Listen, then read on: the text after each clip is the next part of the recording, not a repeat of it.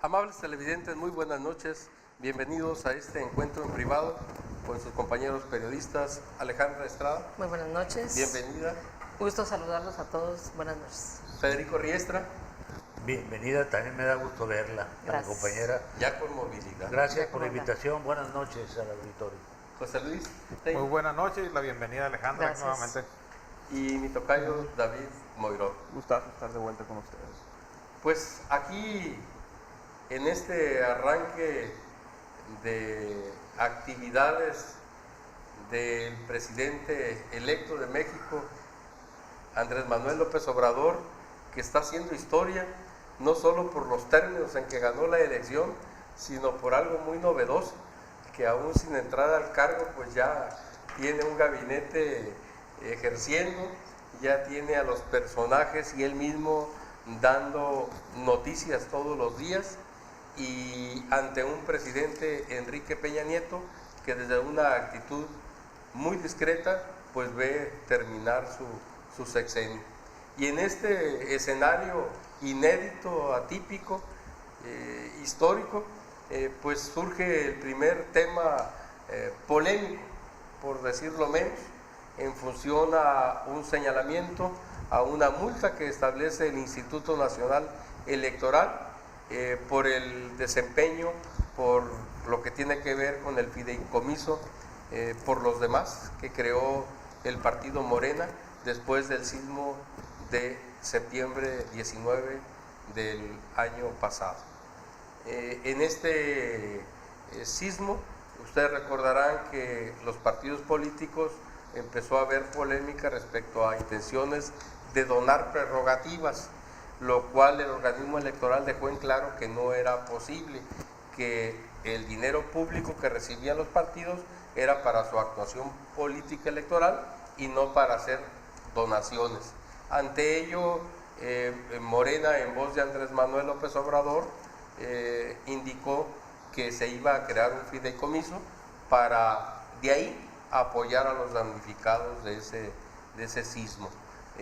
Ante la advertencia del organismo electoral de que tampoco era posible a través del fideicomiso aplicar recursos públicos, quedó en fondos privados la operación de este fideicomiso. Lo que señala el INE y lo que es objeto de una multa de sobre 190 millones de pesos es el hecho de que toma registro, investiga ante una denuncia y observa que muchos de los depósitos fueron efectuados por un pequeño número de personas que, en lo que señala él, un carrusel, daban vuelta y vuelta y depositaban de a 50,000 pesos hasta llegar a una cantidad considerable de millones. Eso es en cuanto al ingreso, que se cuantifica sobre los 90 millones en global, y de esos 90 millones salieron del orden de los 60 millones de pesos para apoyo a damnificados.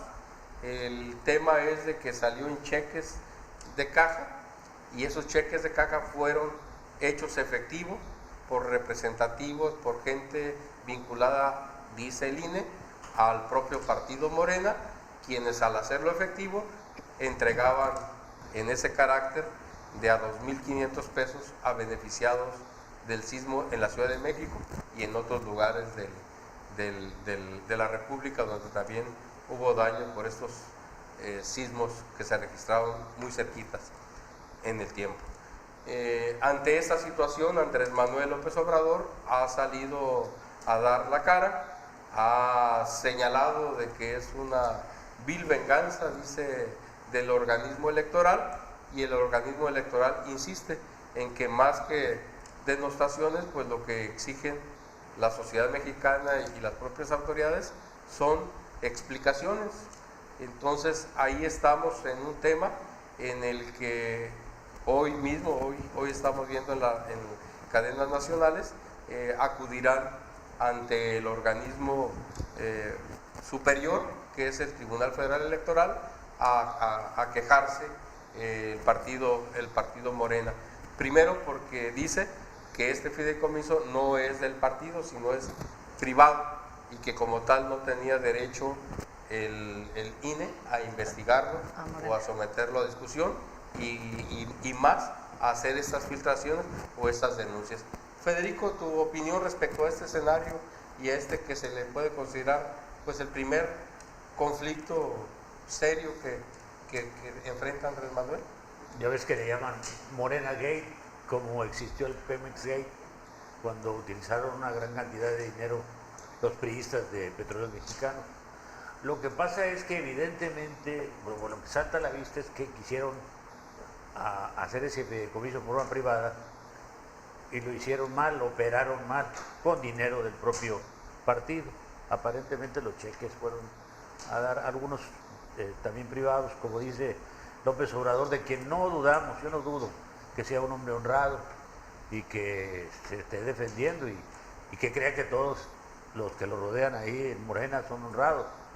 Pero estuvo mal operado, como quiera que sea, y sobre todo que no hagas cosas buenas que parezcan malas, ¿no? Pareció que era una compra de votos, porque luego acaban de mandar a los medios como tipo spots muy bien elaborados, testimoniales con la voz de diferentes ciudadanos. Yo recibí 2.500 pesos del licenciado López Obrador, yo recibí 2.500 pesos de Morena para arreglar mi casa después de los sismos, etcétera, ¿no? Entonces, pues evidentemente que, es decir, legalmente está prohibido que los partidos de una manera o de otra, o los candidatos hagan llegar dinero a los ciudadanos, porque es una supuesta compra de votos, ¿no? Eso sí es una violación flagrante de la ley. Entonces ahí estamos parados, entre lo que dicen los analistas, unos lo interpretan de una manera o de otra, y hasta han pedido la cabeza de la señora Jacob Polewski por esa mala operación, porque ella hasta reconoce que le faltaron hacer unas notificaciones al INE en ese sentido. Y respecto a lo de la venganza que dice el señor López Obrador del INE, pues venganza de qué, si operó muy bien, le dio el triunfo inmediatamente con el conteo rápido, después salió el presidente del INE, se puso a sus pies, falta nada más, y no porque el INE lo quiera, le falta el certificado o la declaratoria de presidente electo, porque impugnó el PES y otras impugnaciones de los partidos, incluso de sus coaligados. Pero entonces, no, ¿venganza de qué? ¿De haberse portado bien el INE? A ver, Alejandra, eso que dice Federico Riestra, le echa el caballo al INE, y es un caballo muy potente, porque el bono democrático, la autoridad que tiene ahorita Andrés Manuel, pues es mayor, ya con la investidura prácticamente de presidente electo. No le hubiera tocado esta defensa, esta argumentación a la presidenta del partido político, y no fuera sano que ya se diferenciara un poco el tema del presidente al partido. Yo creo que sí. Yo me voy por otro lado. Andrés Manuel López Obrador siempre, en los 20 años que han andado en campaña política, que hasta ahora pues ya presidente electo de los mexicanos, siempre se ha jactado de ser una persona responsable, honesta, y estar en contra 1000% en contra de la corrupción. Creo que les faltó tiempo para aclarar ante toda la sociedad, ante todas las instancias, realmente quiénes estaban detrás del fideicomiso. Los administradores del fideicomiso, ellos han demostrado con unas sendas cajas de documentos que dicen que no está el partido Morena detrás de ese fideicomiso, que son escritores reconocidos, que son periodistas, que son personas empresarias, que son parte de la sociedad civil que están detrás de ellos. Dice Andrés Manuel que es una venganza de parte del INE, lo ha dejado muy claro, que porque los principales consejeros del INE son gente del PRD, del PRD, del PRI y del PAN, quienes están detrás de esto. Yo creo que un año tuvieron para aclararlo, David. Estamos a casi ya julio, a casi agosto, septiembre fue lo del sismo, a un año casi está recolectando dinero para el fideicomiso y no tener toda la documentación que les avala a dónde realmente se fue a dar este dinero. Andrés Manuel ha dejado muy claro que su partido no agarró ese dinero para comprar votos, y él lo ha politizado. en vez de irse por lo jurídico, lo ha politizado más y ha dicho que ellos no son como los otros partidos que se han visto la necesidad de comprar votos y de dar dinero a cambio, pues o dar dádivas a cambio de votos, que ellos ganaron la buena, que el dinero de ese fideicomiso se entregó a la gente necesitada, pues ahora jurídicamente tienen que comprobarlo y limpiarse más bien. Ahora sí la investidura de como presidente electo tienen. Tocayo, pero al final del día, en el pecado no está llevando la penitencia de ser él el que dé la cara, cuando, pues como dice Alejandra, pues por un lado está el partido, la representación formal, oficial del partido, que tiene una estructura y una presidenta, y por el otro lado está la estructura formal legal del fideicomiso, integrada por estas personalidades que hoy salieron a los medios a dar explicaciones y hacer comentarios, pero como que después de que ya el recargón ya se lo dio Andrés Manuel al INE, cuando pudiéramos pensar pues que el INE está haciendo su chamba y que al final del día le toca, tiene la siguiente instancia que es el Tribunal Federal Electoral para revisar esa actuación del INE, que no es la primera vez, no sería la primera vez que le echan para atrás las actuaciones al INE, pero que al final de cuentas el tema de las instituciones, ¿cómo lo ves? Claro. Bueno, ahí me parece que el INE sí está cometiendo un exceso, ¿no? Al tratar de hacer una sanción sin una sola prueba adecuada. Es decir, el patrimonio, el fideicomiso no es parte del patrimonio del partido, para empezar. Aunque sea operado por algunos militantes y eso no significa, no hay una liga jurídica, pues. Entonces, por lo tanto, no puede el INE involucrarse en la auditoría de este tema. Fue el PRI el que inició la queja para que se investigara, porque supuestamente estaban atribuyendo que el fideicomiso era parte del financiamiento paralelo del partido, lo cual está prohibido por la ley JIPE. Entonces, hacen una revisión del caso y efectivamente, pues,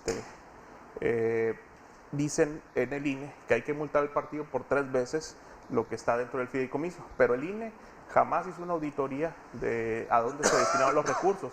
Al INE no le consta que hayan utilizado ese dinero para las campañas y tampoco se utilizó un solo peso público transferido al fideicomiso. Y bueno, por lo tanto, entonces, bueno, INE, te vas a dedicar a hacer quejas, resolver, pues ahora sí que multas sin pruebas. Entonces, bueno, ¿qué sensación deja? Pues que el INE está actuando de alguna mala fe, dándole una patada al partido para decir que Andrés Manuel es lo mismo, que vienen a hacer lo mismo, y dejar esa sensación entre la gente, ¿no?, de que se está robando y todo eso. Finalmente, el propio Morena dice, el destino de cada peso que es utilizado en el fideicomiso, lo puedo comprobar, está a disposición de las instituciones como Hacienda, la PGR, el propio INE, para que lo audite. Entonces, a partir de eso, si un solo peso fue utilizado para campañas, decir, ahora sí, múltalo, ¿no? Pero no le consta. Y otro asunto es que estoy de acuerdo que puede haber una delgada línea entre lo que es la compra del voto y la solidaridad, ¿no? Se puede malinterpretar en tiempos electorales, efectivamente, pero finalmente es gente que está necesitando ese apoyo, ese pequeño apoyo, porque el gobierno federal no está haciendo nada, a pesar de que llegan aportaciones de instituciones y organizaciones internacionales, no está llegando absolutamente nada. Entonces la gente está urgida y se les entrega, pero no a cambio del voto. Eso es muy distinto, ¿no? Esa solidaridad. En cambio, al día de la elección, que operan y se entrega dinero, pero sí a cambio del voto, a cambio de que me entregues una fotografía donde tachaste la boleta por X partido. Pues eso no sucedió en la parte del fideicomiso. José Luis, narrado así como se escuchó al consejero del Instituto Electoral Nacional en las 2 etapas, en la del ingreso del dinero y en la salida del dinero, como dice Federico, sí parecerían cosas malas, cuando, como dice David Moirón, pues no son cosas malas y están aclarables y explicables. Más allá del curso que siga la investigación en la instancia superior, ¿qué sensación te deja el tema de los posicionamientos políticos? Porque ha habido 2 muy claros. Uno, el que dice Alejandra, lo que pasa es que ese INE lo integraron a propuesta de los partidos políticos. Y otro de la propia presidente de Morena que dijo, están ardidos porque les vamos a bajar el sueldo. ¿Qué sensación te deja ese posicionamiento ¿Qué político? pudiera ser, Manuel? Sí, sí. Yo siento que el hecho de que Andrés Manuel sea el que esté dando la cara para, de alguna otra manera, posicionar la versión de Morena ante esta multa interpuesta por el Instituto Nacional Electoral, habla de que existen aún situaciones que indican, ¿sí?, que al virtual presidente electo de este país no le cae el 20 de que ya es literalmente ¿El presidente? presidente. Y creo que él debe pugnar por que se resuelva por la vía legal, y si se le sanciona a Morena, aceptarlo. Total, así. En el caso de que no, de que no sea así, pues ese planteamiento de que no cometió una situación ilegal, que Morena no tiene nada que ver en la operación del fideicomiso, pues simplemente le daría la razón y fortalecería esta situación que hoy manejan como hipótesis de que los consejeros fueron puestos por otros partidos, de que es una trampa. Hay un dato que no se ha tomado aquí en la mesa y quiero dejarlo planteado con relación al fideicomiso. El dictamen sobre la operación del fideicomiso lo concluyeron 3 semanas antes del día de la jornada electoral. Si fuera un instrumento político para desgastar, para mermar la fuerza moral, la fuerza política del Movimiento de Regeneración Nacional, creo que lo hubieran hecho en la fecha que lo concluyeron. Lo dieron a conocer después de pasado el proceso. Entonces ya el asunto de que hay dolo en el dictamen de Murayama, este consejero del INE, pues la verdad es que dista mucho. El tema, yo creo que los que tienen que atender y dar la cara son los que integran el fideicomiso, ¿no? Estos escritores, estos periodistas reconocidos, gente ligada al movimiento de Andrés Manuel López Obrador, son los que tienen que salir a resolverse ante las instancias. Hoy salieron, pero después de una semana de dimes y diretes, donde la figura central y lo que marcó agenda en el tema fue lo que declaraban, por un lado, Yair Kompoleski como dirigente del partido, ¿no?, diciendo no tenemos nada que ver, y por el otro lado lo propio que dice Andrés Manuel López Obrador.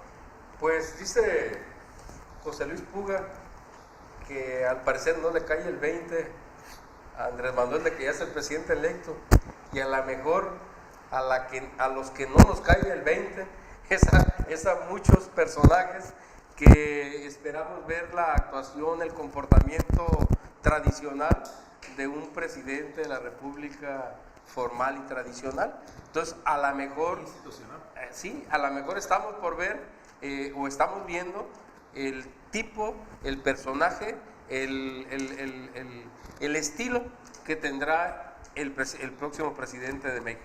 El presidente electo, el presidente de la República, que será Andrés Manuel a partir del 1 de diciembre. Regresamos, amables televidentes.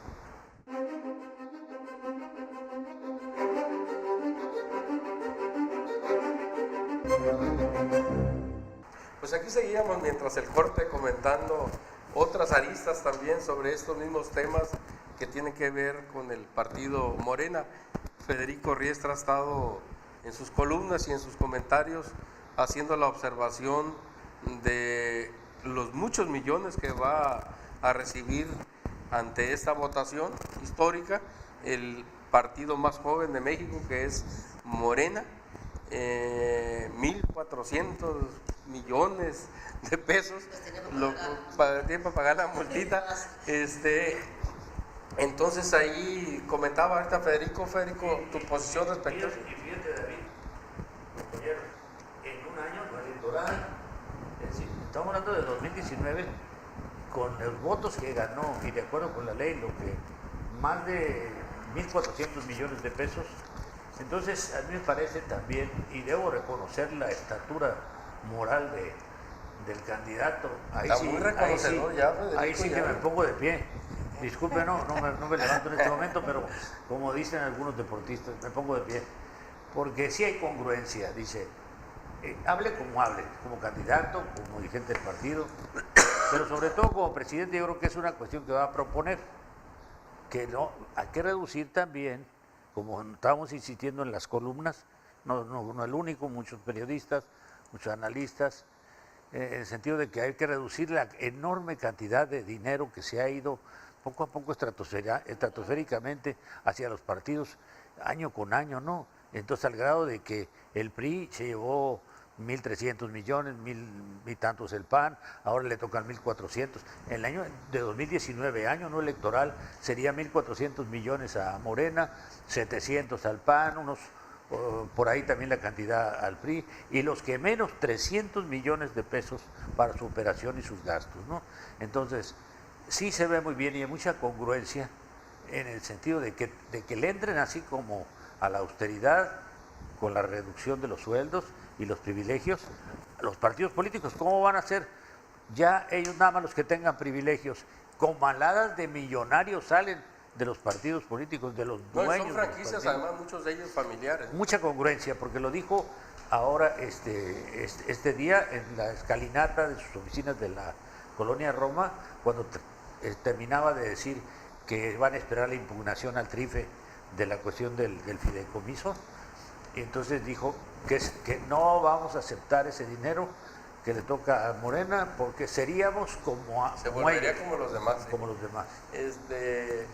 Pues tema interesante, porque fue objeto de comentario cuando salió aquella larga lista de 50 acciones por la austeridad y contra la corrupción, sí. Y era comentario de la ausencia de recortarle los recursos al partido, y se llegó a pensar, bueno, pues cómo lo va a recortar si ahora su partido es el gran beneficiado con ese recurso. Pues ahí está el compromiso que hace Andrés Manuel. Junto a este tema que hemos comentado para ustedes, amigos televidentes, pues surgió otro y ha estado todavía sobre la discusión pública, es esta figura de los representantes del gobierno federal en los estados, que van a tener atribuciones y facultades para revisar los presupuestos, las acciones del gobierno federal en los territorios estatales, en lo que para muchos pues es una auténtica intervención presupuestal y política para acotar el desbordado ejercicio del poder que en muchas entidades ejercían los gobernadores. Se ha complementado en el ámbito local, y entendemos que así será a nivel nacional, de que también habrá representantes municipales, según dijo el profesor Víctor Castro, que es el senador electo y que ocupa ese cargo. Habrá también la figura de coordinadores municipales del gobierno federal.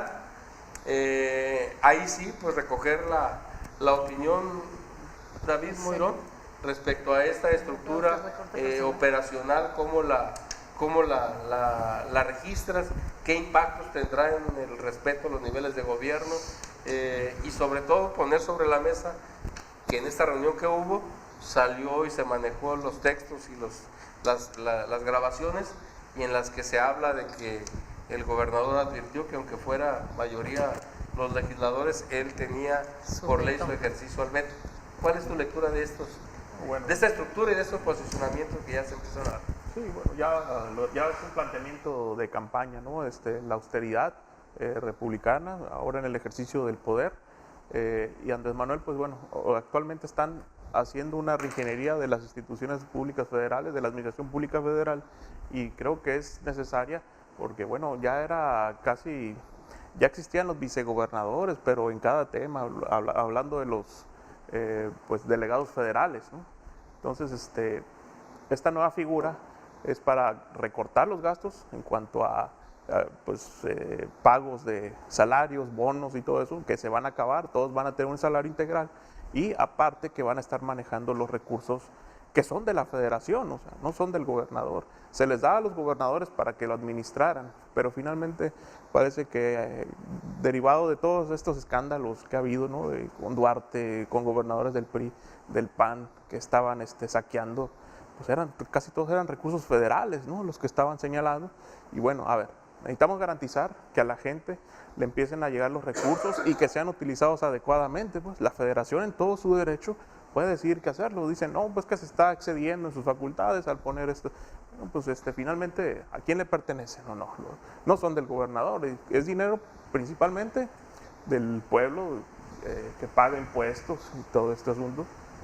Pero finalmente no creo que sea un exceso, y los gobernadores pues tendrán que atenerse a esta nueva figura que, bueno, hasta este momento no sabemos por completo cuáles van a ser sus facultades y sus alcances, ¿no? Pero hasta lo que sabemos, todas las delegaciones van a quedar a cargo de una sola persona, ¿no?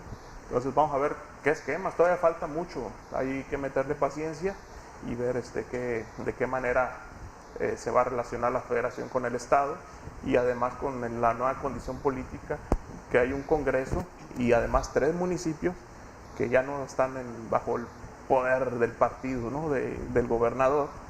Entonces van a tener que también entrarle a la austeridad, ¿no? Ya llamó a los gobernadores en la CONAGO, hay que ser austeros, hay que bajar el gasto. Ya estoy dando el ejemplo. Lo del partido, bueno, pues o sea, yo creo que tiene que ser en todos los partidos, no nada más diciendo Andrés Manuel, a mi partido no va a admitir ese recurso.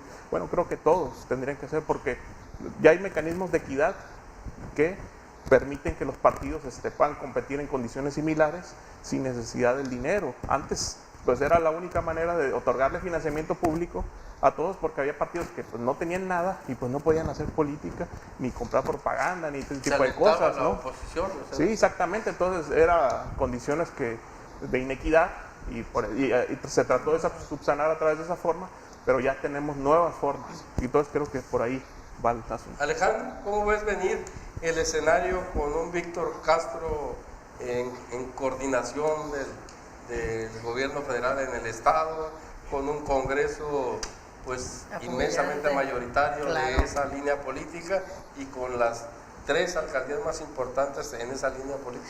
Pues yo me iría por otro lado, así como dice David Moirón, que decía que hay que darle transparencia al manejo de los recursos, que son 100% federales y que deben de llegar realmente a quienes pertenecen, y es que es al pueblo, a través de programas sociales. Estoy muy de acuerdo y el 100% de acuerdo contigo.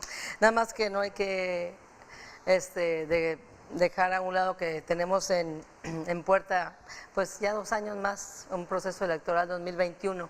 También habrá que ver quién va a ser el celoso vigilante, que esos recursos realmente se apliquen con austeridad y se apliquen realmente con transparencia, y a ver quién realmente va a ser el que los va a manejar y el que los va a estar vigilando. ¿A quién se le da el poder aquí en Baja California Sur? Pues se le da a Víctor Manuel Castro Cosío.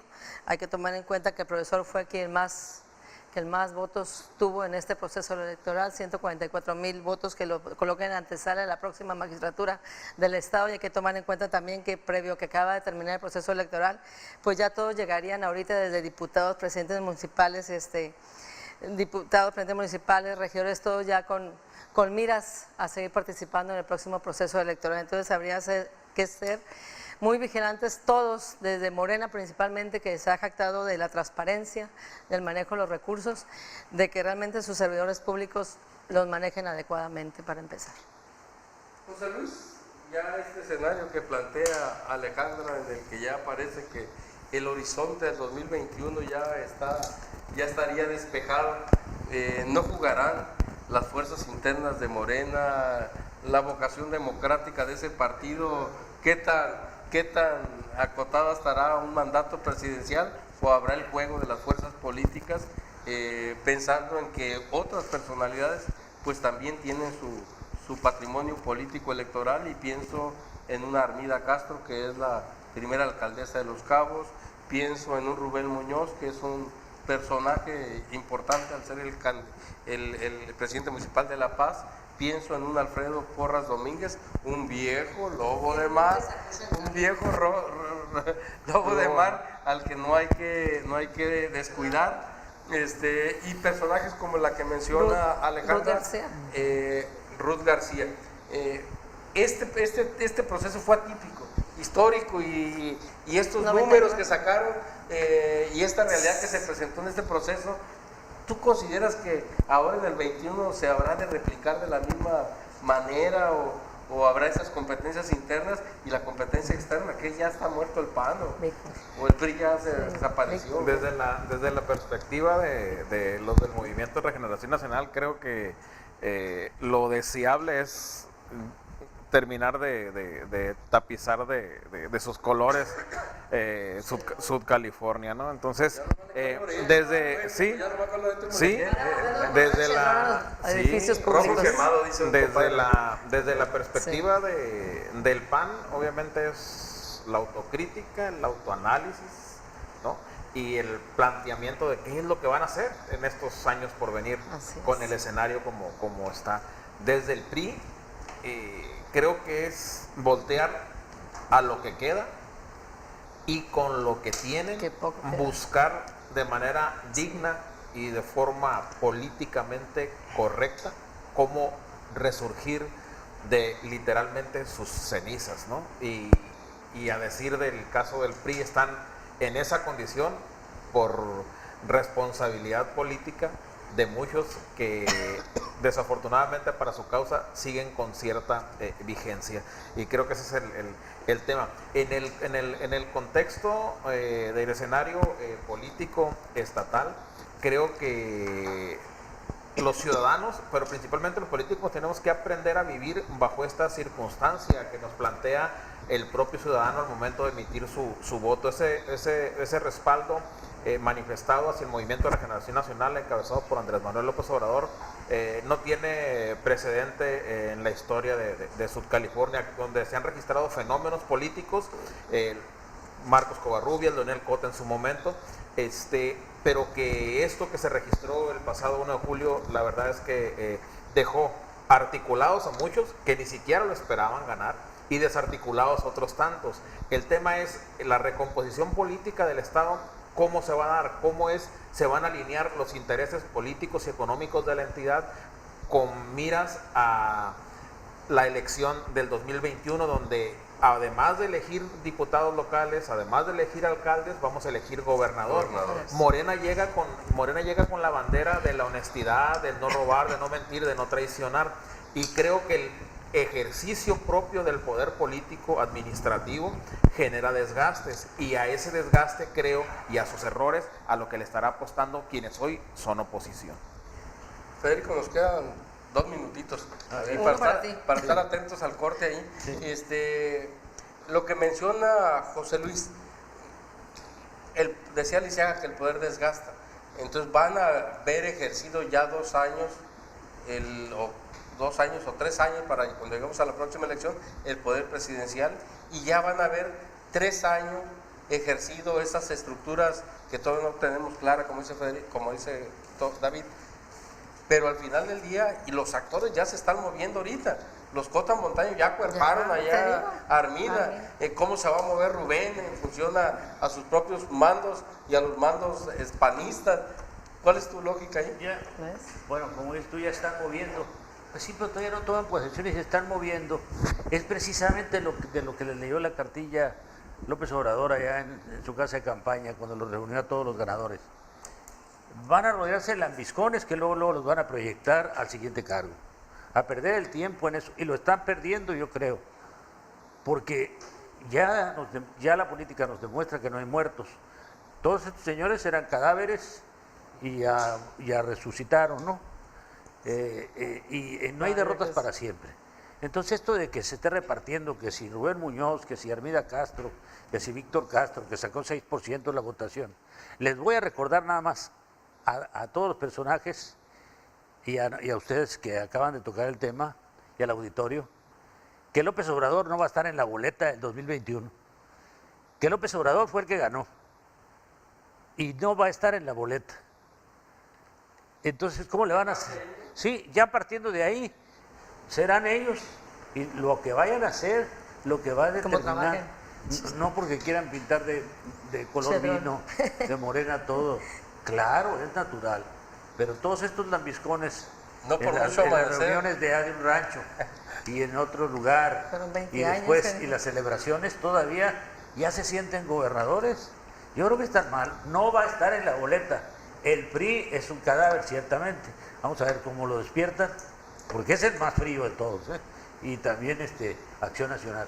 Cuidado, damos por muertos a toda esta gente que surgió con Morena. Y a unos no los conocíamos. Todavía están sorprendidos de cómo fue la elección tan avasalladora. A ver. Yo diría que efectivamente la gente votó con enojo, con molestia, ¿no? Sí. Si alguien de Morena, el candidato de los electos, ya en el ejercicio del poder, termina haciendo exactamente lo mismo, la gente votará igual. Por hartazgo contra. y seguramente los Exactamente, Claro. David. Pues regresamos con el tema que ya dice Federico, que el más frío de todos los partidos es el PRI. El PRI ante la irrelevancia es pregunta y ahorita buscaremos respuestas. Regresamos.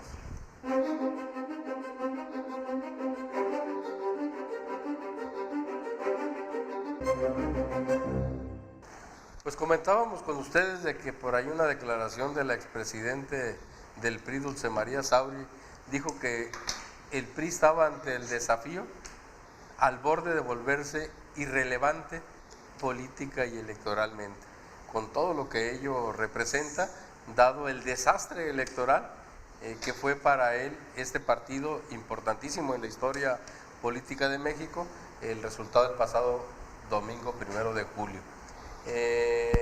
Cuando en el 2000 se le dio por muerto al PRI y su regreso era impensable al poder presidencial y logró lo que para muchos analistas internacionales fue sorprendente, regresar en 2 sexenios más al poder presidencial.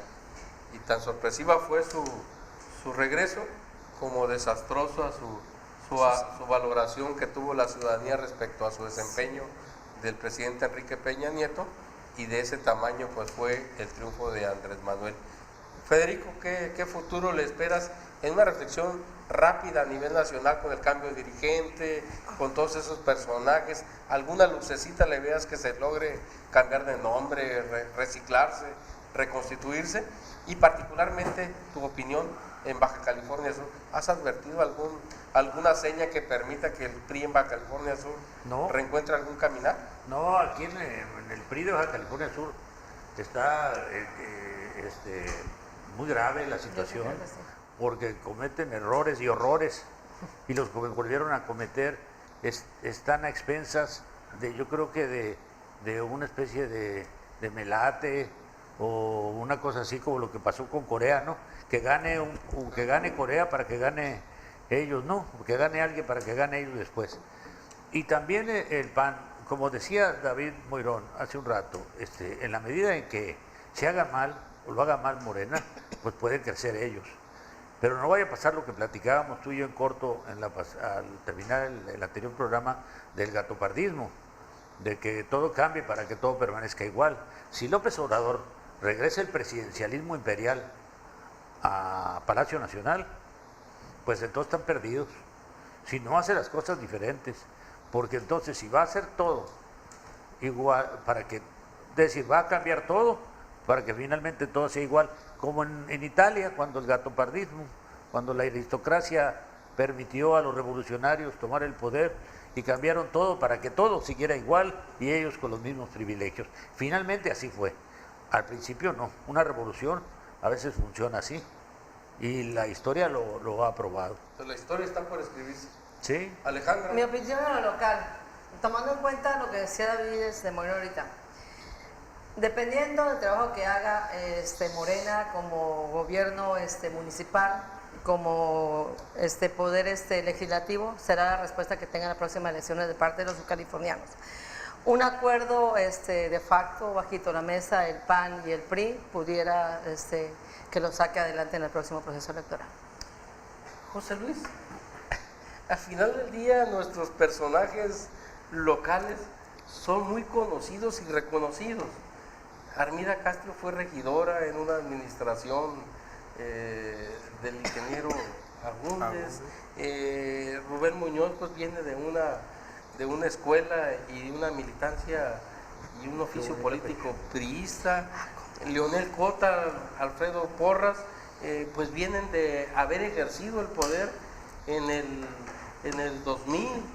En el 2000 y haber sido parte de 2 sexenios de gobierno, saben lo que es el poder, saben lo que da el poder y lo han ejercido. Sí. ¿Qué tanto esta mística, qué tanto este exhorto, qué tanto esta autoridad de Andrés Manuel logrará acotarlos para que no tiendan a hacer lo que han hecho en otras ocasiones que han estado en el poder, o por lo que muchas veces aspiraron en la vida para llegar al poder. Es que está claro, lo mencionaba minutos atrás. ¿Cómo hacerlo? Creo que en esa coyuntura están. ¿Qué van a hacer? ¿Cómo se van a poner de acuerdo? ¿Cómo van a trabajar políticamente? ¿Cómo se van a proyectar? ¿Cómo es que van a pretender cristalizar cómo van a pretender cristalizar su aspiración política válida en todos los sentidos, ¿no? De los que dábamos por muertos que ahora revivieron, de los que estaban vivos y quedaron muertos, de los que quedan ahí vivitos, coleando, pero sin mucha posibilidad de ascender políticamente, pero que son personas que ahí van a estar en el escenario tratando de abonarle a lo que sus intereses políticos, económicos, personales atienden. El asunto de Leonel, de Porras, de Víctor Castro, creo que en la medida en que sean responsables y sean estrictamente democráticos de acuerdo a los lineamientos morales políticos que les marque Andrés Manuel López Obrador como dueño, como operador de ese partido político, en esa medida podrán tener éxito juntos. Pero difícilmente, hablando de la gobernatura de Baja California Sur, quizás esa pudiera ser la primer gran coyuntura que provoque rupturas serias en el movimiento de regeneración nacional en Baja California Sur. La visión política del político subcaliforniano, es decir, independientemente del escenario nacional, los asuntos aquí los arreglamos nosotros los cholleros, ¿no? Aquí nos ponemos, y cómo se den, y creo que ahí va a ser la clave. Víctor Castro, empoderado políticamente y directamente por el propio Andrés Manuel, pero el poder local de las fuerzas que gravitan en el interior de Morena, que no del todo comulgan con la posibilidad de que Víctor Castro sea candidato a gobernador. Va a haber competencia interna. Exactamente. Mucho. La oposición la ves desarticulada, la ves sin posibilidades de articularse y de volverse competitiva rumbo al 2021, David. Pues por completo, y creo que no tienen absolutamente un solo personaje que les pueda llevar a la victoria de una manera contundente, ¿no? O sea, a lo mejor es muy temprano, pero pues por ejemplo, en el caso del PRI, por ejemplo, solamente obtuvo espacios de manera de representación proporcional, o sea, 3 regidurías, una diputación, y es todo. Pero, ¿y se llevan uno de Morena cuando se pelea? No, y trae las broncas internas. O sea, y ante eso, perdón, el PRI o sea, sí, cualquier persona que se vaya del PRI en este momento por peleas o por riñas, por discusiones, Lo de la marca, se va a ir a la indigencia política. Sí. O sea, creo que a nadie le conviene, ¿no? Y sí es un asunto que tienen que cuidar, porque creo yo finalmente que aunque en lo local podría haber cierta descomposición, que podría, sin asegurar, dando sin conceder, finalmente creo que va en cuanto a la presidencia de la República, creo que va a dejar una huella. Creo que la reestructuración que está haciendo va a dejar una huella muy profunda en los subcalifornianos, con la garantía de que les estén llegando los apoyos, recursos que antes no. Pues creo que el tema de la tolerancia, David, ¿cómo procesar el tema de la tolerancia cuando pues en toda la construcción de Andrés Manuel ha habido una política agresiva, de fuerza, de posicionamiento, de generar conciencia por un cambio, y al final del día pues tolerado y consecuentado por las instituciones como un tema democrático? ¿Cómo ves venir tú el tema de los posicionamientos? Porque se siente un ambiente así como de temor a opinar, y como que ciertas voces empiezan a llamar a la atención y a la defensa de las instituciones, para que las instituciones resistan la fuerza de la personalidad de Andrés Manuel, y no todo sea su voz, no todo sea su idea, no todo sea es su gobierno, es su oportunidad histórica, pero el país sigue y el país tiene institución. No, claro, lo que se tiene que hacer es que se tienen que generar nuevas voces de opinión, o sea, ser más incluyentes, o sea, no se está diciendo, hey, no opinas, pero también creo que es necesario que las instituciones o los que las encabecen empiecen a tocar temas y respondan y digan y sean transparentes, ¿no? Pues como en cualquier otro país, ¿no? O sea, claro. Pues ahí está, yo creo que ese es el exhorto y ese es el camino, y aspiramos en estas mesas a tener, como siempre lo hemos tenido, la libertad de poder emitir una opinión que le puede gustar o no le puede gustar a quien gobierne el país, el estado, el municipio, pero pues siempre tener la oportunidad de ejercer el derecho a la libertad de expresión. Y en esa línea, en la semana vino una iniciativa que ha generado polémica y hasta polarizado pues ciertos sectores productivos.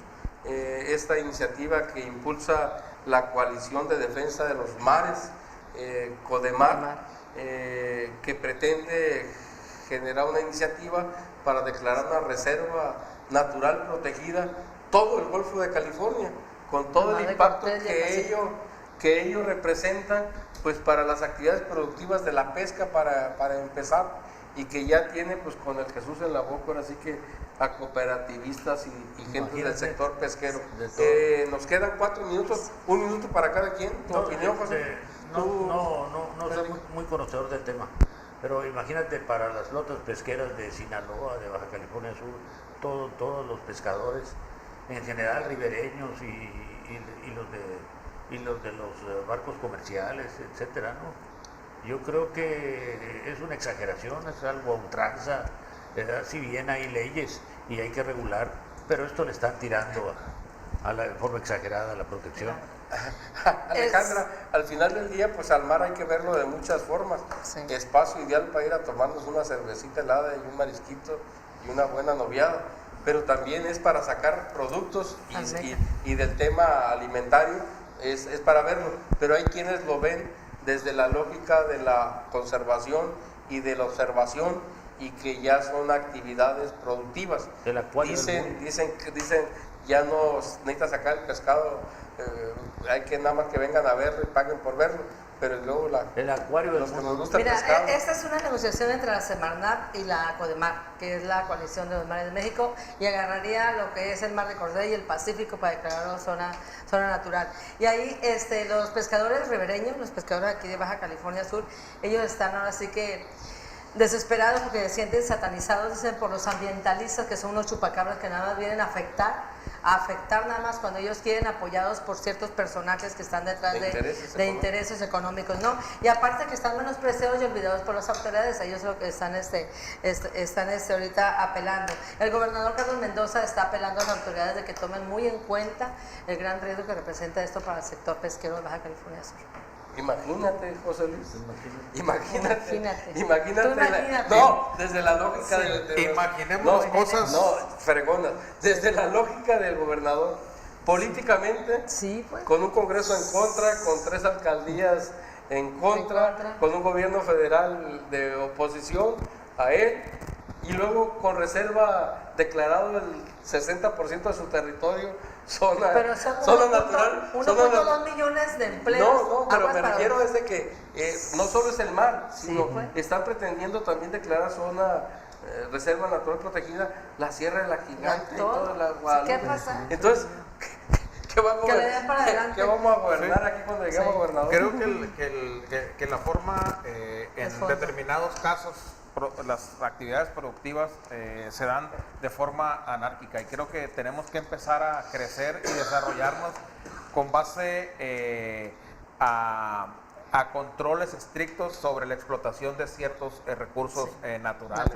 Es decir, no podemos estar depredando el mar, no podemos estar depredando las zonas serranas, impulsando actividades productivas que benefician a 3 personas pero perjudican a 200, ¿no? Entonces creo que el esquema de declarar áreas naturales protegidas no está del todo mal, porque si bien es cierto, con una actividad productiva regulada, o sea, los pescadores van a seguir pescando. El tema es de que ya no vas a poder pescar todo el año. Es decir, vas a tener tus periodos de captura, con planes de manejo, y creo que eso es lo que tenemos que apostarle en aguas como en esteros, y también en aguas en bahías y en aguas abiertas de jurisdicción estatal. Pero no creo que presenta ningún se plan. puede, pero evitar la sobreexplotación de los productos pesqueros o los productos que existen los productos naturales que se explotan en las zonas serranas de Baja California Sur. Creo que eso es a lo que hay que apostarle, y yo estoy convencido de que permitiendo actividades productivas reguladas, controladas, que permitan la recuperación de las especies, creo que podemos tener un sector productivo, pesquero o ganadero o agrícola, el que sea, con muchas mejores perspectivas de beneficio económico y de desarrollo, obviamente, para los pueblos. Pues ahí radica el concepto y el espíritu de la sustentabilidad, el garantizar que los recursos naturales se conserven y se aprovechen adecuadamente. David, pues un poco también el tema de las reservas naturales protegidas es para crearles planes de manejo, no es para declararlas santuarios en la que no haya ninguna actividad productiva o económica, sino generarles planes. ¿Cuál es tu opinión respecto a esta iniciativa? Sí, ¿Cómo la verías? creo yo que pues, tiene que servir, es la actividad, es la sobrevivencia de muchas personas, es lo más delicado del asunto.